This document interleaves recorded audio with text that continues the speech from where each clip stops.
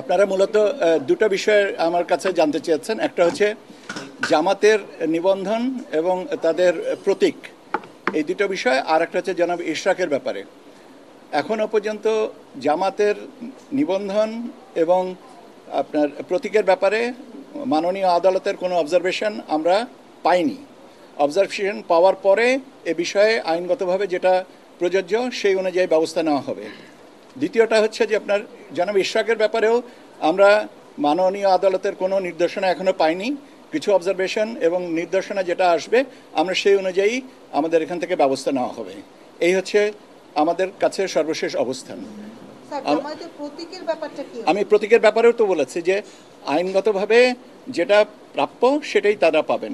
এখন প্রতীকের ব্যাপারে কি অবজারভেশন আছে বা তাদের নিবন্ধনের ব্যাপারে কি অবজারভেশন আছে সেগুলো আমি কোনো ডকুমেন্ট না থাকলে প্রাতিষ্ঠানিকভাবে আমার কোনো কিছু বলার সুযোগ থাকে না।